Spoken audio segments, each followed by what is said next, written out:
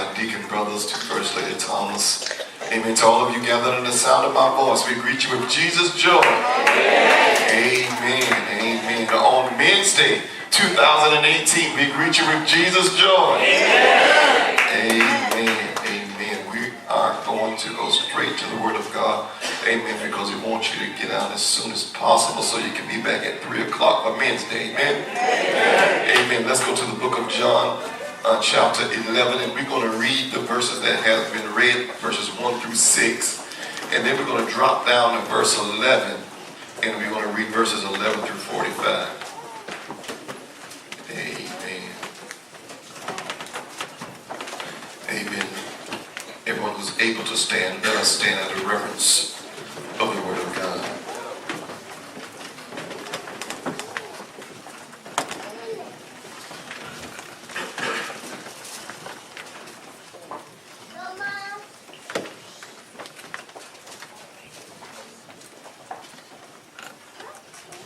Are we all together? Amen. The book of John, St. John, chapter 11. Amen. If you're in 1 John, catch us next week. I'm just joking. St. John, chapter 11, verse number 1. Are we together? Amen. Now a certain man was sick named Lazarus of Bethany, in the town of Mary and her sister Martha. It was that Mary which anointed the Lord with ointment and wiped his feet with her hair, whose brother Lazarus was sick. Therefore his sister sent unto him, saying, Lord, behold, he whom thou lovest is sick. When Jesus heard that, he said, the sickness is not unto death, but for the glory of God, that the Son of God might be glorified thereby. Now Jesus loved Martha and her sister and Lazarus. When he had heard, therefore, that he was sick, he abode 2 days still in the same place where he was. Verse 11. These things said he, and after that he said unto them, our friend Lazarus sleepeth, but I go that I may awake him out of his sleep. Then said the disciples, Lord, if he sleep, he shall do well. Howbeit Jesus spake of his death, but they thought that he had spoken of taking a rest in sleep. Then Jesus said unto them plainly, Lazarus is dead. And I am glad for your sakes that I was not there, to the intent ye may believe. Nevertheless, let us go unto him. Then said Thomas, which is called Didymus, unto his fellow disciples, let us also go, that we may die with him. Then when Jesus came, he found that he had lain in the grave 4 days already. Now Bethany was nigh unto Jerusalem, about 15 furlongs long, that is about 2 miles. And many of the Jews came to Martha and Mary to comfort them concerning their brother. Then Martha, as soon as she heard that Jesus was coming, went and met him. But Mary sat still in the house. Then said Martha unto Jesus, Lord, if thou hadst been here, my brother had not died. But I know that even now, whatsoever thou wilt ask of God, God will give it thee. Jesus said unto her, thy brother shall rise again. Martha said unto him, I know that he shall rise again in the resurrection at the last day. Jesus said unto her, I am the resurrection and the life. He that believeth in me, though he were dead, yet shall he live. And whosoever liveth and believeth in me shall never die. Believest thou this? She said unto him, Yea, Lord, I believe that thou art the Christ, the Son of God, which should come into the world. And when she had said, she went her way and called Mary, her sister, secretly, saying, the Master is come and calleth for thee. As soon as she heard that, she arose quickly and came unto him. Now Jesus was not yet come into the town, but was in the place where Martha met him. The Jews then, which were with her in the house and comforted her, when they saw Mary, that she arose up hastily and went out, followed her, saying, she goeth unto the grave to weep there. Then when Mary was come where Jesus was and saw him, she fell down at his feet, saying unto him, Lord, if thou hadst been here, my brother had not died. When Jesus therefore saw her weeping, and the Jews also weeping which came with her, he groaned in the spirit and was troubled, and said, Where have you laid him? They said unto him, Lord, come and see. And the verse that everybody knows in the Bible, Jesus wept. Then said the Jews, behold, how he loved him. And some of them said, could not this man which opened the eyes of the blind have caused that even this man should not have died? Jesus therefore, again groaning in himself, cometh to the grave. It was a cave, and a stone lay upon it. Jesus said, take away the stone. Martha, the sister of him that was dead, said unto him, Lord, by this time he stinketh, for he hath been dead 4 days. Jesus said unto her, said I not unto thee, that if thou wouldst believe, thou shouldst see the glory of God? Then they took away the stone from the place where the dead was laid. And Jesus lifted up his eyes and said, Father, I thank thee that thou hast heard me. And I knew that thou hearest me always. But because of the people which stand by, I said it, that they may believe that thou hast sent me. And when he thus had spoken, he cried with a loud voice, Lazarus, come forth. And he that was dead came forth, bound hand and foot with grave clothes, and his face was bound about with a napkin. Jesus said unto him, loose him, and let them go. Then many of the Jews which came to Mary had seen the things which Jesus did, believed on him. Let us pray. Heavenly Father, we come right now. We thank you, God, for your word. We thank you, oh God, this morning that you visit us here in this place. Lord God, we ask that you continue to move by your spirit. Lord God, continue to touch us, oh God, as only you can. Lord God, we need you right now in the midst, oh God. Lord God, we thank you for what you're going to do in this place. It's in Jesus' name we pray. Amen. You can see it in the presence of God.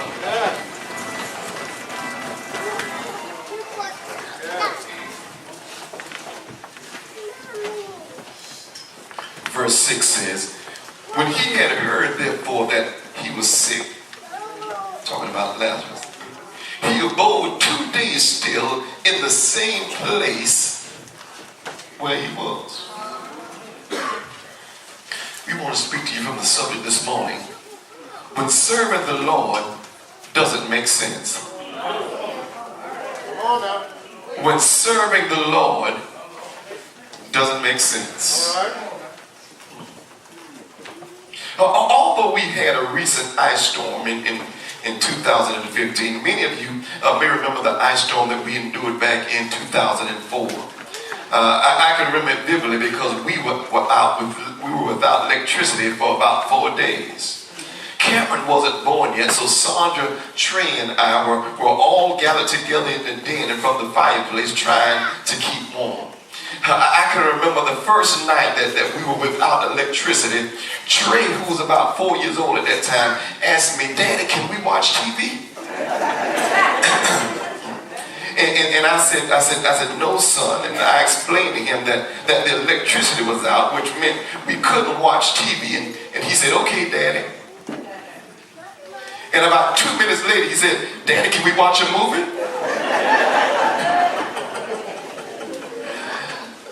And Trey couldn't wrap his 4-year-old mind around why we were having to endure this dark period in our lives. To him, this not having electricity just didn't add up. Everything was fine, and all of a sudden he's trying to figure out how to deal with the situation that we were going through. To Trey, the fact that we didn't have electricity just didn't make sense. And if the truth be told, as holy and as sanctified as you are, we all have to admit that there have been times in your walk with Jesus you've been just like Trey. I'm not talking about the super saints in the building, but I'm talking to some real folk who know that there have been some situations in your life that have left you scratching your head, wondering how in the world could God allow you to go through something like this. Oh my God, if God is everything you say God is, if God can do what God wants to do, if God can lift his hand and hold back something, if God can speak things into existence, why in the world am I going through this? Oh my God, I just believe that there's somebody on your pew this morning that's in church every Sunday and they look like they have it all together. They have a big Bible on their lap and they're thinking they're walking in faith every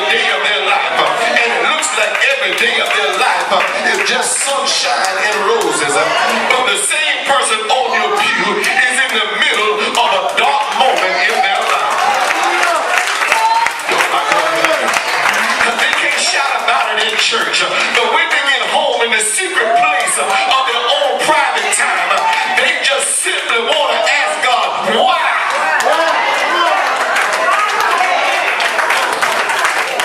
Somebody, y'all looking at me crazy because I wish I could talk to some real folk. I know you were raised never to question God. I know that God's ways are higher than our ways. I know that God is a mystery and his wonders to perform. I know that we don't understand God, but sometimes the things that I experience in my walk with God just doesn't make sense. Has anyone been there? You raised all your children the same. All of them had the same teaching. All of their needs was up under the same table. So it doesn't make sense that you got that one that just won't do it. You promised to be in that marriage for better or for worse. You sacrificed it and gave them some of the best years of your life. And it doesn't make sense that you had to go through that messy divorce. Whenever there's a problem, it seems like everybody runs to you. You've been there for your family and your friends. So it doesn't make sense that now you need help and there's nobody there for you. You try and your best to mind your own business and get along with everybody. You're friendly and cordial to everyone who crosses your path. So it doesn't make sense that somebody who really don't even know you is out there running down your name. You come to church, you come to Sunday school, you come to Bible study, you pay your tithes. So it doesn't make sense that you prayed and asked God to do this one little thing. You weren't asking him much, you're just asking him to do this one little thing. And you're still waiting. While Negroes down the street won't even ride by the church and they're doing better than you. Is there anybody in the house who's willing to admit that sometimes serving the Lord doesn't make sense?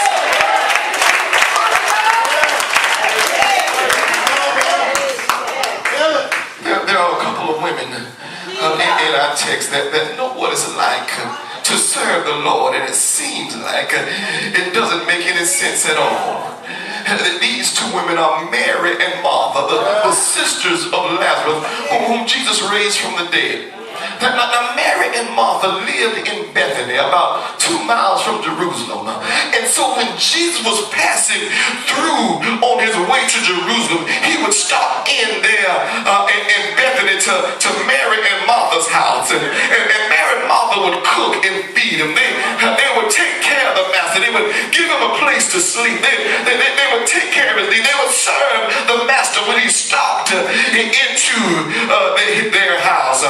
The text even reminds us of an occasion when Mary anointed the Lord with oil and wiped his feet with her hair. But the text also lets us know that trouble falls on this house in Bethany.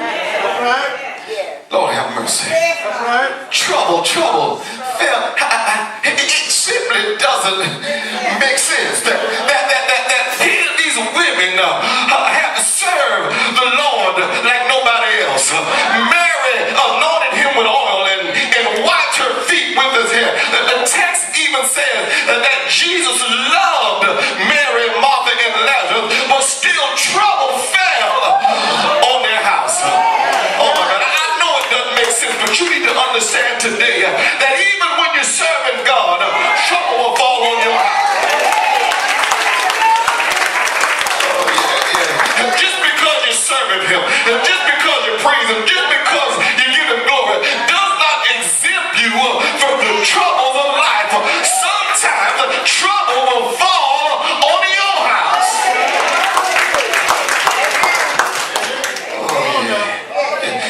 And the trouble now that has fallen on this house, the text tells us that Lazarus has fallen sick. Now, it seems that it was more than just a common cold. Because the text lets us know that this sickness takes him to the point of death. So when he gets sick, Mary and Martha text Jesus and said, the one that you love is sick. Yeah. Nobody around Bethany was worried. And nobody was around Bethany was worried about Lazarus being sick because they said Jesus loves Lazarus. Surely he'll be on the way. Because see, at this time Jesus had gotten a great reputation around Bethany because this same Jesus was the one who opened blinded eyes. This same Jesus was the one who made the lame walk. This same Jesus was the one who opened up the ears of those who could not hear. This same Jesus was the one who walked on water. And surely this same Jesus will be able to bring Lazarus out of this situation. But the text says that when Jesus got the word that Lazarus was sick, he stayed 2 more days in the same place. That's right. It was here, Pete, that I got a problem with the text. Because it's here, if Jesus loved Lazarus, if you love somebody, it's your expectation when you call them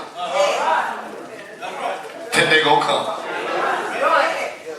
See, this is the problem that my wife had with my children. Sometimes when she calls them,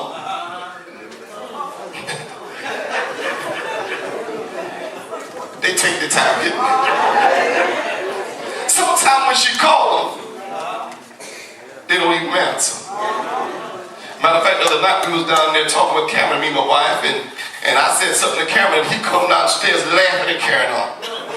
And I said, Negro, if anybody ever call you again and you don't come, because if you heard me down here talking, and when somebody holler, you don't answer, something wrong. But when she called him, it's my wife's expectation that when she called, that they're supposed to come running. And this is the expectation that Mary and Martha had for Jesus because he loved them. And when they called, the text says he did not come. And the reason why I got in trouble with the text is because it doesn't say he was doing anything. He was just hanging out. Yeah, and he stayed too much. I could understand if it was a situation where he was on the way to Jairus' house. And remember, he got held up by a woman with the issue of blood. And so I can understand if it was a situation like that. But here, he still was just hanging out. Matter of fact, I got a problem with the text because really and truly, he didn't even have to go to Bethany because there was a centurion soldier whose servant was sick, and the centurion soldier came to Jesus, and the only thing Jesus did was spoke a word, and his word went through the atmosphere, went to the centurion soldier's house, and healed his servant that very hour. So he didn't even have to go to Bethany. He could have spoke a word and healed him right there.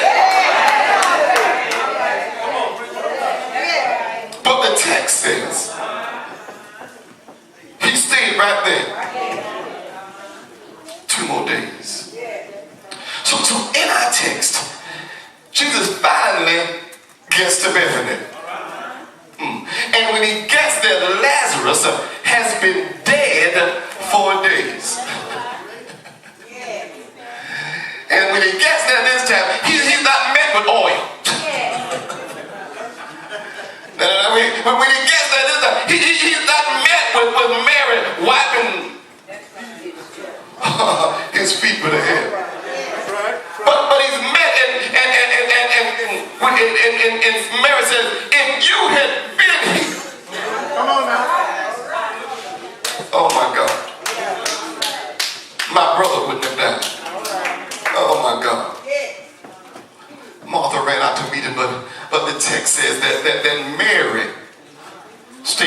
house.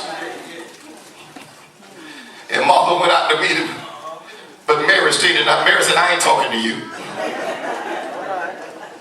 Mary said, I don't have anything to say to you. And see, we need to be careful because when serving God doesn't make sense, it affects our prayer life. When serving God doesn't make sense, we stop talking to God. You said, I've asked you for this, but you didn't do it. And now you won't admit it, but you've been mad with God. And when it doesn't make sense, it has affected your prayer life. But you need to understand when things where it doesn't make sense, this is the very time that you need to talk to God. This is the very time that you need to understand that you need guidance, you need wisdom, you need Him to open up your understanding in the way that you go. Not only does Mary say, I don't want to talk to you, but Mary doesn't even go where He is. And Mary says, no, I don't want to be in your presence. And that's simply the way many of us are when serving God doesn't make sense. We don't want to even be in His presence. Or in other words, it affects our church attendance. You're not going to help me. When things get when it doesn't make sense, we say, I ain't even going to church this morning. I'm not going. You don't even want to understand. You don't even want to be in His presence. But oh my God, it might be only me, but it is the time when I'm going through. It's the time when the weight is heavy on my shoulders. It's the time when my eyes are blinded by the situation that I'm dealing with. I can't see my way. That's the time when I try to make my way to the house of God. Because even though I can't see my way, even though it don't feel like things gonna be all right, when I get in the presence of the Lord, it just somewhere deep down on the inside, I feel like everything is gonna be all right. Has anybody ever been there? You've been dealing with something you didn't know what you was gonna do, but you came through them doors, and when the Spirit started moving, you didn't know how, you didn't know when, you didn't know where, but somewhere deep down on the inside, you felt like everything.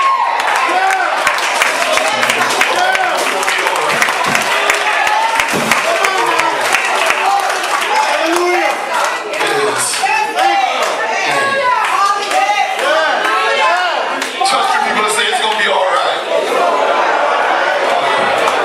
Tell your other neighbor it might not make sense, but it's gonna be all right.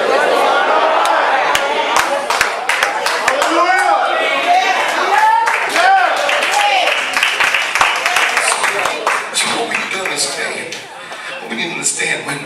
when serving God doesn't make sense, the first thing we need to do, we need to believe in His presence and His promise. We need to believe in His presence and His promise. In verse 26, Martha said unto Him, Martha said to Jesus that if you had been here, my brother had not died. And Jesus tells her, your brother gonna rise again. And she said, yeah, I know he's gonna rise at the last day in the resurrection. And Jesus said, hold on, wait a minute. I am the resurrection. I am the life. He said, he that believeth in me, though he was dead, yet shall he live. And so what Jesus was trying to get her to understand, that it's not about what you understand, it's about what you believe.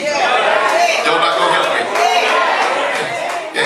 He said, you don't understand what you're going through right now. What you're going through right now, it doesn't make sense. But if you can believe that I am who I said I am, if you can believe that I can do what I said I can do, if you can believe I can do anything but fail, you shall see the glory of God. Oh my God. Oh my God. Who am I talking to?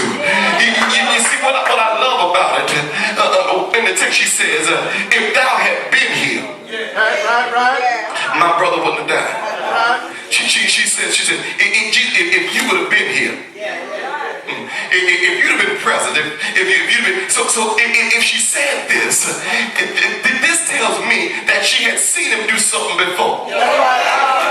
That's right. Don't look at me like I'm crazy. She said, and if you had been here, in other words, evidently she had seen him work somewhere else before. She had seen him work a miracle somewhere else. She had seen him do something miraculous somewhere else. She had seen him pull somebody else out when they was down in the dump. And so she said, if you would have been here, that's right, my brother wouldn't have died. And so what Jesus was trying to let her know is, don't let the one thing that you don't understand make you doubt what you do believe.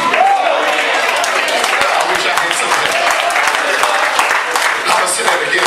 Don't let the thing that you're going through now that you don't understand make you doubt everything that you believe. If he already brought you out and you believe that he's a way maker, if you believe that he's a healer, if you believe that he's a heart fixer, if you believe that he's a mind regulator, if you believe he's a way out of no way, if you believe he's a bridge over troubled water, if you believe he can do anything but fail, if you believe any of these things, don't let what you're going through now, don't let what you don't understand make you doubt what you already believe.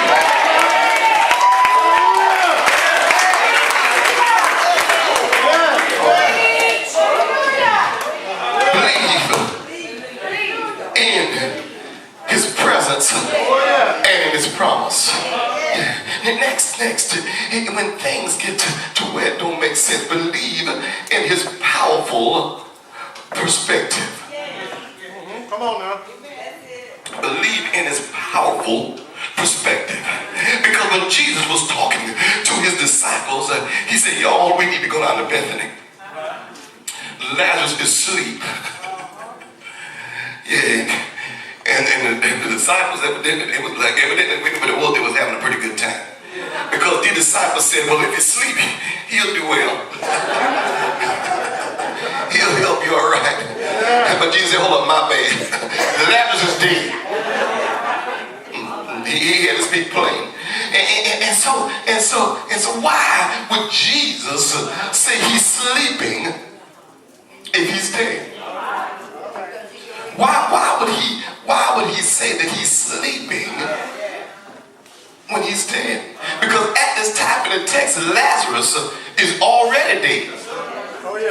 But see what Jesus was doing, Jesus was speaking from his perspective. You see, Jesus is so powerful to raise someone from the dead is as easy as shaking somebody and waking them up. And so Jesus is saying is that in your hands he's dead, but in my hands he's just asleep. In your power he's a goner, but in my power he's getting up. In your hands it's all over, but in my hands he's going on.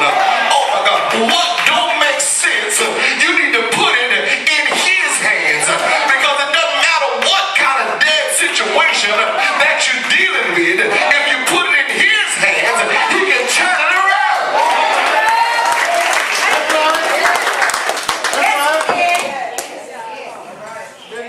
So the text says that he tells the disciples that he's asleep. But then he tells them, he says that this sickness is for the glory of God. Hallelujah. Amen. Yes. That this sickness is for the glory of God. So when serving God doesn't make sense, you need to trust his plan and his purpose. You need to trust his plan and his purpose. How many know that the plan doesn't look like the finished product?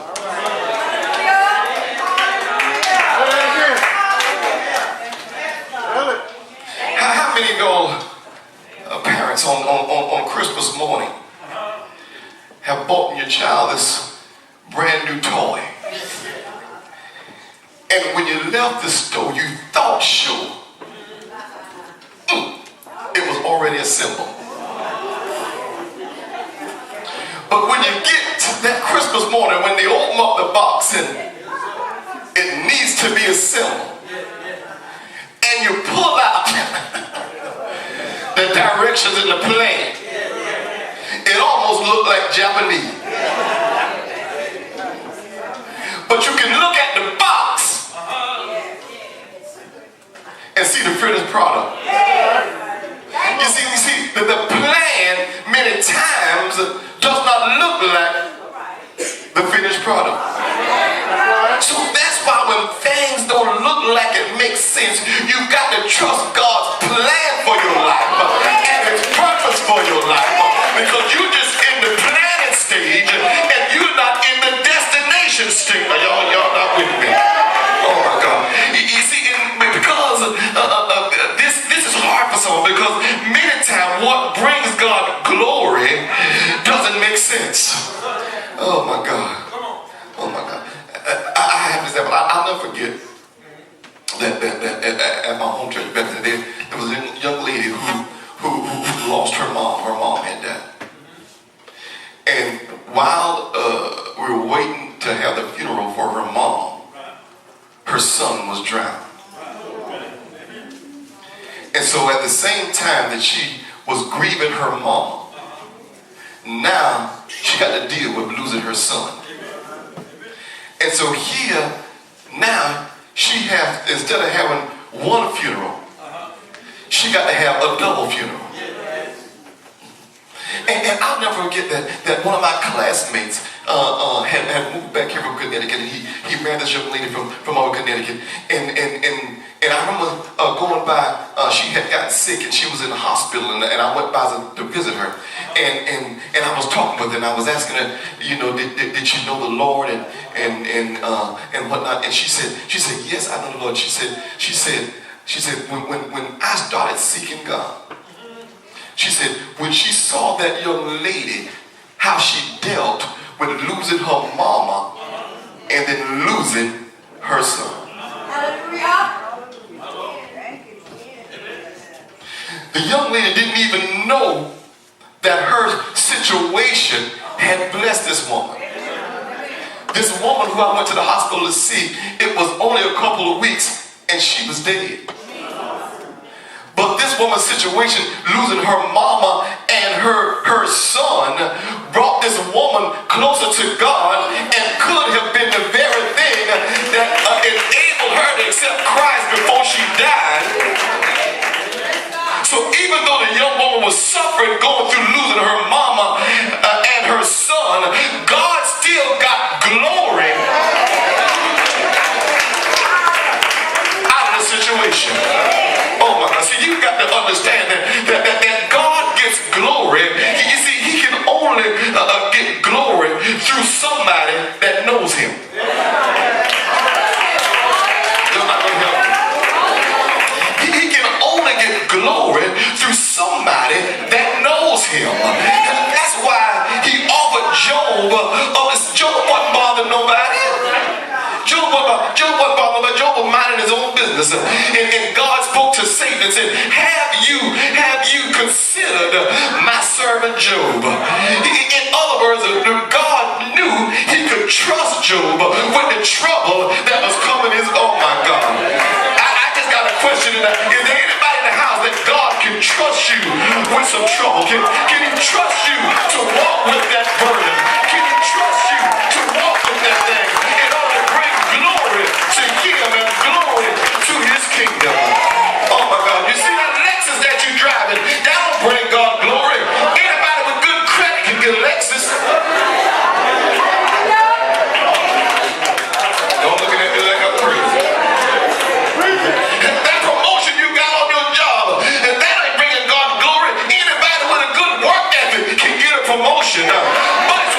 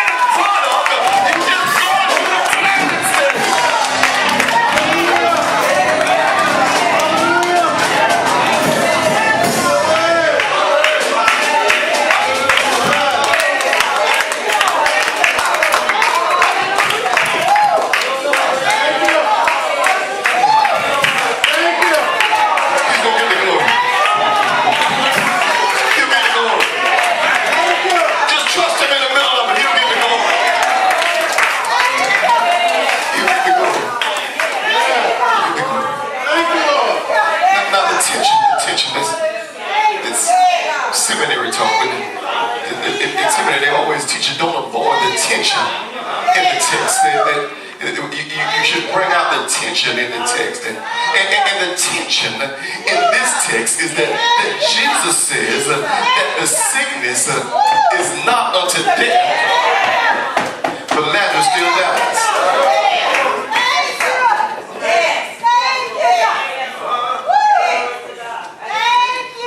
The text says,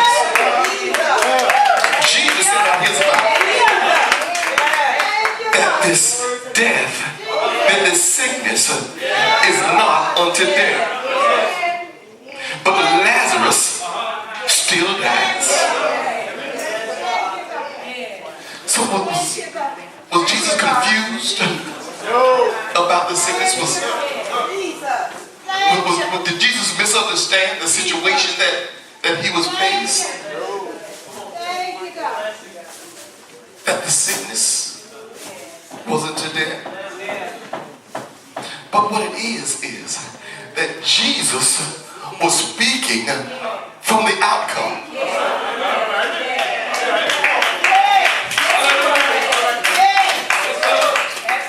He was speaking, he already knew that he was going to raise him from the dead.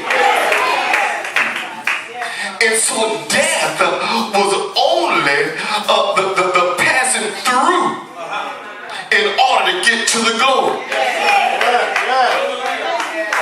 Y'all not going to help me. Y'all still looking at it.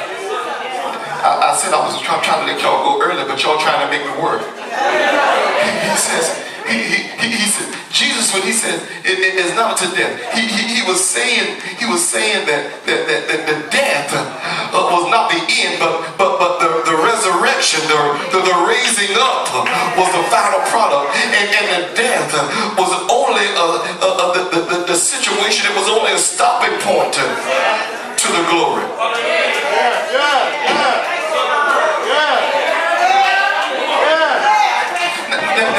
Let me tell you, we were in, where were we? We were out of town and at one of the Baptist conventions. I can't remember which city, but we were in a rental car and was using the GPS. And so as we were using the GPS, set it for the convention center. Probably we was over in the hotel at the convention center, and we put the destination in, and we're on our way to the convention center. And we got to an area, brother, that looked kind of familiar to me.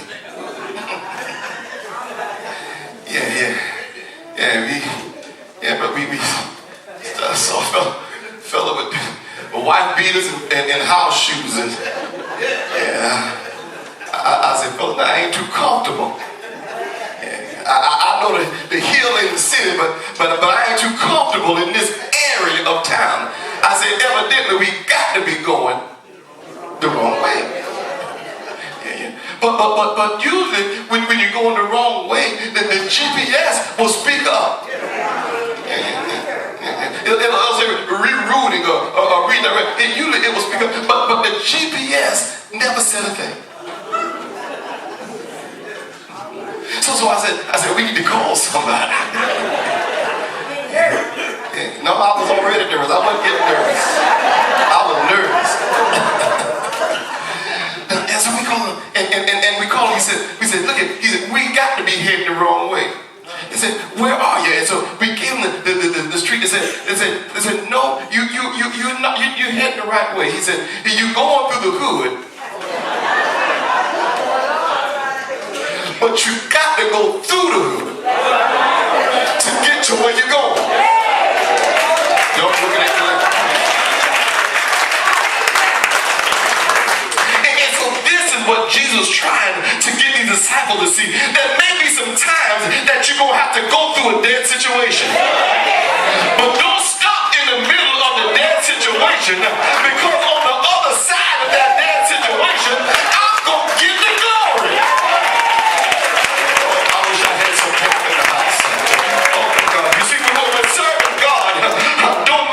You're just going through to get to the glory. I wish I had about 50